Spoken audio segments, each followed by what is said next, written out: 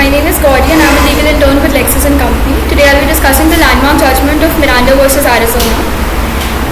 This case established important constitutional protections for individuals during police interrogations. The case involved a man named Ernesto Miranda who was arrested on charges of kidnapping and rape.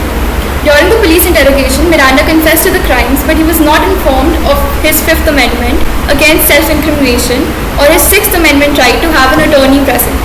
Miranda's confession was used as evidence against him during his trial and he was subsequently convicted. Miranda's defense team appealed this case to the Supreme Court, arguing that his confession was obtained in violation of his constitutional rights. In a 5-4 decision, the Supreme Court agreed with Miranda and ruled that the police had violated his Fifth Amendment right by failing to inform him of his rights to remain silent and his right to have an attorney present during the interrogation.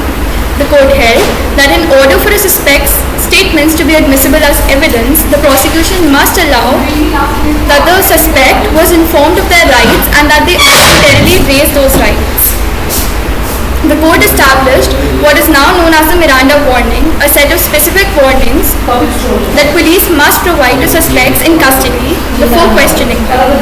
These warnings include informing the suspect that they have the right to remain silent, that anything they say can be used against them in the court of law, that they have the right to an attorney, and that if they cannot afford an attorney, one will be provided for them.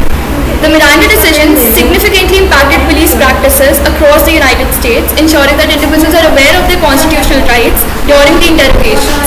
It has become a fundamental aspect of criminal procedure and has had a lasting impact on the criminal justice system. That is it for this video. If you have any queries, you can post them in the comment section. Thank you.